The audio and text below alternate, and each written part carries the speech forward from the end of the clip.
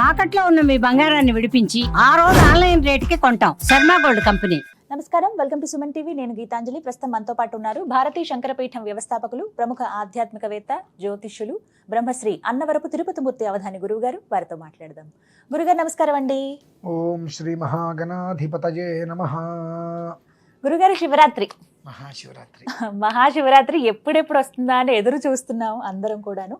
ఎందుకంటే శివయ్యను ధ్యానించాలన్నా, స్మరించుకోవాలన్నా, లేకుంటే ఆయనకు అభిషేకం చేయాలన్నా ఒక సందర్భం అంటూ అవసరం లేదు, ఎప్పుడు అనిపిస్తే అప్పుడే అని అంటూ ఉంటారు మీలాంటి పెద్దలు. కానీ మహాశివరాత్రి ఒక పర్వదినం. ఆ రోజున ఖచ్చితంగా సంవత్సరం అంతా మీరు చేసినా చేయకపోయినా పూజలు కానీ అభిషేకాలు కానీ ఆ ఒక్క రోజైనా ఆయనకు అంకితం ఇవ్వండి అని చెప్తారు.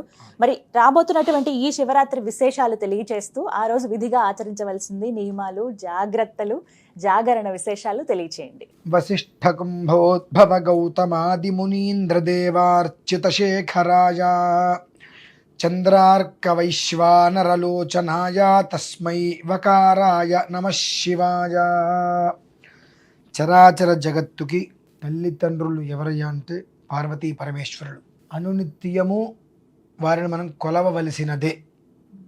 అథవా మహాశివరాత్రి అనేటువంటిది రమ్యమైనటువంటి రాత్రి. రమ్యక రాత్రి శివరాత్రి అని చాలా అద్భుతమైనటువంటి పాట కూడా స్వామివారి మీద ఉంది.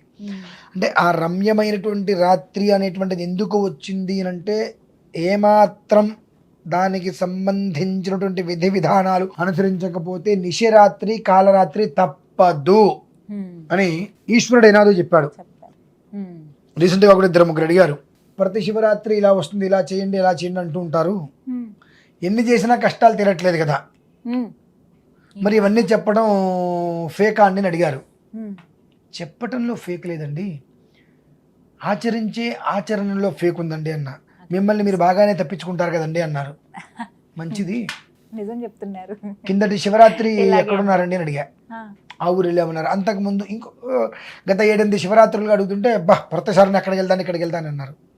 మరి నిశరాత్రి కాలరాత్రి కాకుండా శోభన రాత్రి వస్తుందని కొంపకి అని అడిగి ఒకటే మాట. అదేమిటండి అన్నాడు. నీలో ఉన్నటువంటి ఈశ్వరుని నువ్వు చూడట్లా, నీలో నిన్ను చూడట్లా, ఇంకా ఆయన నేను చూస్తావు నువ్వు అనుకుంటూ దానికి సంబంధించిన విషయం చెప్పాను. అదే విషయం ఇక్కడ కూడా నేను మీకు వివరిస్తున్నాను.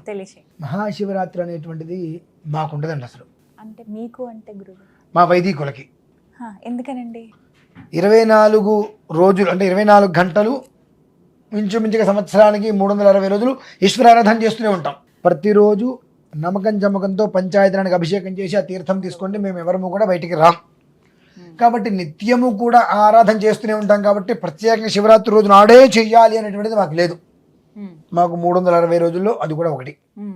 ఎందువలన మాకు 11 మాస శివరాత్రులు, 12వ మహాశివరాత్రి. ఈ 11 మాస శివరాత్రులకి ప్రతి మాసానికి 27 నక్షత్రాలు తిరుగుతూనే ఉంటాయి. అభిజిత్తుతో కలిపి 28వ నక్షత్రం వస్తూనే ఉంటుంది. మాకు ఇవన్నీ నిత్య విధానంలో శుభ నక్షత్ర శుభయోగం ఉంటాయి. కాబట్టి మాకు శివరాత్రి ప్రత్యేకంగా ఉండదు. మరి మేము చేసిన పాపం ఏంటండి?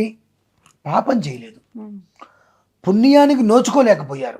పుణ్యానికి నోచుకోలేకపోయారంటే పాపం చేశామని కాదు అర్థం. పాపం చేయలా, పుణ్యానికి నోచుకోలేకపోయారు. అదేంటండి? ఎట్లా? నిరంతరము కుటుంబాన్ని లాగాలి, కుటుంబాన్ని కాపాడుకోవాలి, సాంసారిక జీవితంలో ఒక స్థితికి వెళ్ళాలను రెక్కాడితే కానీ డొక్కాడని పరిస్థితి వచ్చి భగవంతుడి దగ్గర రోజు 1 గంట సేపు కూర్చున్నటువంటి అవకాశం మనకు లేదు. ఇప్పుడున్న పరిస్థితి ఉండట్లా, ఏ కోశానా ఉండట్లా. 10 నిమిషాలు పూజ చేయటానికే చాలా సమయం కుదరట్లా. స్నానం చేసేసి హడావుడిగా పాపం తిండి తిప్పలు కూడా లేకుండా పరిగెత్తేటువంటి స్థితి. ఈ భగవంతుడు చెప్పింది ఏమిటి అంటే ఆ సంవత్సరాత్తు స్వే స్వే కాలే కర్తవ్యే. సంవత్సరానికి ఒకసారి వచ్చేటువంటి మహాశివరాత్రి జన్మతః జన్మకో జన్మమేవ శివరాత్రి. ఆ శివరాత్రి రోజు నాడు షట్కాల శివార్చన అని అంటారండి. 6 కాలాలు ఎందు శివార్చన చేయాలి. అది కేవలం రావణాసురుడు తప్ప ఇంకెవ్వరూ చేయలేదు. ఒక రోజుకి 6 కాలాల్లో శివార్చన రావణాసురుడు మాత్రమే చేశాడు, ఇంకెవరూ చేయలేదు. ఈ 6 కాలాలు చాలా విశేషమైనటువంటివి. ఈ 6 కాలాల యందు మొదటి 3 కాలాలు తీసేస్తే తర్వాత 3 కాలాలు యందు కనుక ఏ సమయంలో అయినా మనస్సుని నిర్మలం చేసుకొని కనుక ఈశ్వరుడి మీద దోషడి నీళ్ళు తీసుకొని హరహర అని పోసిన, నమశివాయ అని పోసిన 27 నిమిషాలు అనగా ఒక గడియ నువ్వు అభిషేకం చేస్తే కొన్ని లక్షల రుద్రంతో అభిషేకం చేసిన ఫలితం వచ్చి ఈ సంవత్సరాంతము కూడా వజ్ర కవచము వలె నీ కుటుంబాన్ని కాపాడుతుంది. ఇంతవరకు బాగుంది. మరి నిశరాత్రి అవ్వటం ఏంటి, కాలరాత్రి అవ్వటం ఏంటి? మరి అంటే మీ అందరికీ కొంచెమైనా జ్ఞానము ఉందని అనుకోని నేను చెప్తున్నా, మీకు లేకపోతే నేనేం చేయలేను, అర్థం చేసుకుంటారని చెప్పి. మీరు వీటి రోజుల్లో ఎక్కడికైనా వెళ్ళండి, కానీ పర్వదినాలలో నేను శ్రీశైలం వెళ్ళానండి, లేదంటే వేములవాడ వెళ్ళానండి, అక్కడికి వెళ్ళానండి, ఇక్కడికి వెళ్ళానండి అంటారు కదా, ఎంత పాపం చేసుకుంటున్నావు అంట.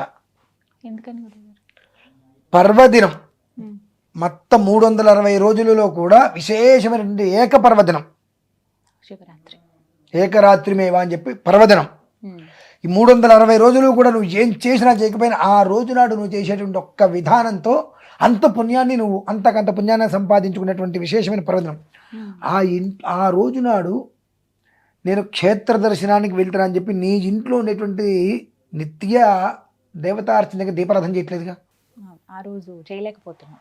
నిత్యం నీ ఇంట్లో నువ్వు చేసావా చేయలేదని విషయం పక్కన పెడితే పర్వదినమైనటువంటి విశేషమైన యోగాన్ని అందించేటువంటి పర్వదిన రోజు నాడు నిశరాత్రి, ఆ రాత్రి ఇల్లంతా చీకటిగానే ఉందిగా, దీపారాధన లైట్లు ఉన్నాయేమో, లైట్ల విషయాలు వచ్చేమో తెలివితేటలతోటి, కానీ జ్యోతిష్మతీం త్వా సాధయామి, జ్యోతిష్కృతం త్వా సాధయామి, జ్యోతిర్విదం త్వా సాధయామి, భాస్వతీం త్వా సాధయామి, జ్వలంతీం త్వా సాధయామి, మల్మలా భవంతీం త్వా సాధయామి, దీప్యమానాన్ త్వా సాధయామి, రోచమానాన్ త్వా సాధయామి, యజస్రాం త్వా సాధయామి, బృహజ్యోతిషం త్వా సాధయామి, బోధయంతీం త్వా సాధయామి, జాగ్రతీం త్వా సాధయామి. జ్యోతిష్మతి మంత్రం.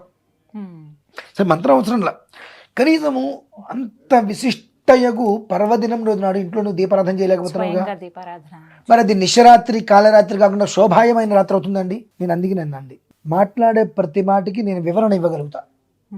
నాకు వాళ్ళ మీద కక్ష కాదండి, తిట్టడానికి గెలవడానికి. అర్థం చేసుకోలేకపోతున్నారు.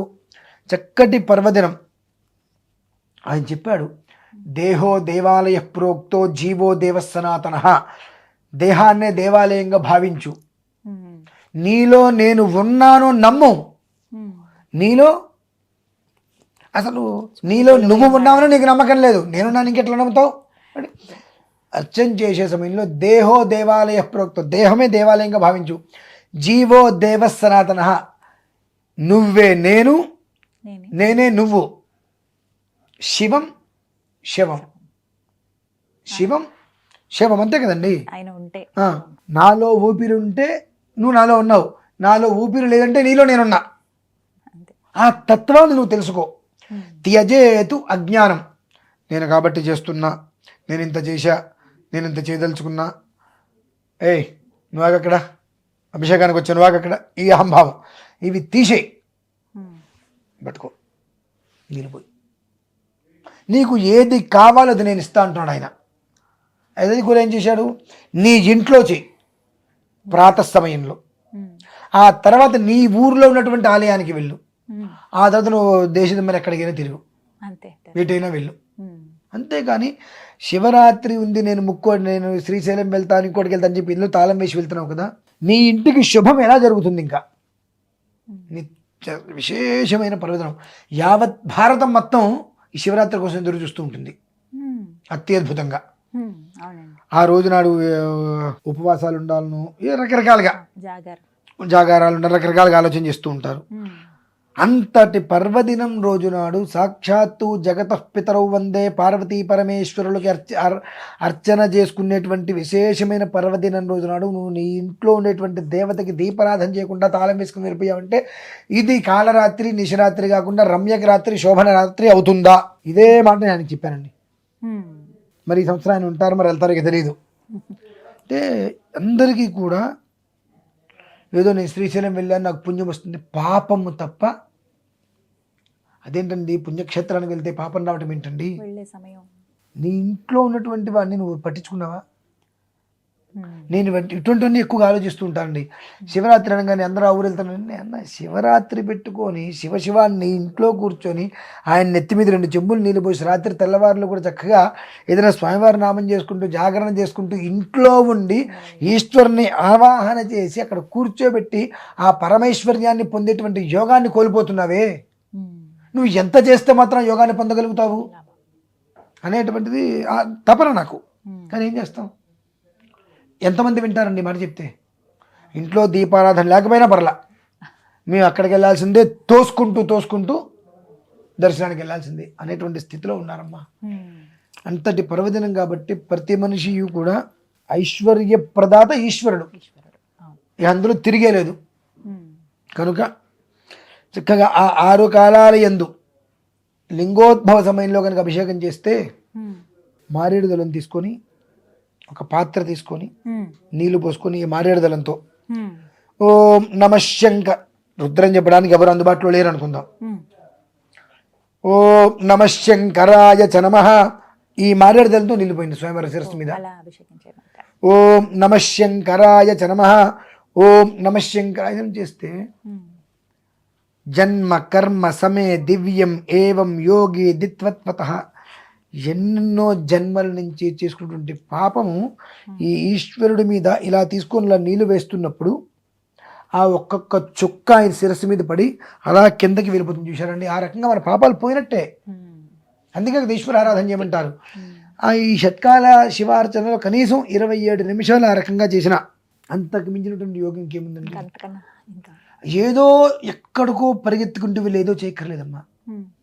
నీ ఇంట్లో ఉన్న దేవుని నువ్వు నిర్లక్ష్యం చేయకపోతే చాలు, కొండ మీదకి వెళ్ళి అక్కడ 1 కోటి కొబ్బరికాయలు కొట్టిన ఫలితమే వస్తుంది. ఇంట్లో మాకు శివలింగం లేదండి, తెచ్చుకోవచ్చా? ఒక్క మాట అయితే ఇంట్లోనూ లేరు, బయట లేరు, ఏదో ప్రయాణంలో ఉన్నారు, శివరాత్రి అనుకోకుండా కర్మ ప్రార్థం ప్రయాణంలో ఉన్నారు, ఎక్కడో ఊర్లో ఉన్నారు. ఓ వాటర్ బాటిల్ తీసుకోండి, 2 వాటర్ బాటిల్స్ తీసుకొని శుభ్రంగా ఒక బాటిల్తో మొహం కడిగేసుకొని నీళ్ళు బుక్కులు వదిలేసుకొని కాలు కడిగేసుకోండి. ఇంకొక వాటర్ బాటిల్ తీసుకోండి, ఏదో ఒక చెట్టు దగ్గర మట్టి ఉంటుందిగా, ఆయన నీళ్ళు చల్లి ఆ మట్టి తీసి శివలింగం తయారు చేసుకోండి. శివలింగం తయారు చేసుకొని అక్కడే పెట్టి ఆ శివుడి మీద ఓం నమః శివాయ నీళ్ళు పోయండి. నువ్వు చేసేటువంటి దాంట్లో నేను భక్తి చూస్తున్నాడు ఆయన, నువ్వు ఏం పెట్టి చేస్తున్నావు అని చూడట్లా. ఆయన కేవలం నీ భక్తిని ఆయన చూస్తున్నాడు, అది కదండి మనకు కావాల్సింది. కాబట్టి నువ్వు చెయ్యటం ఇంపార్టెంట్.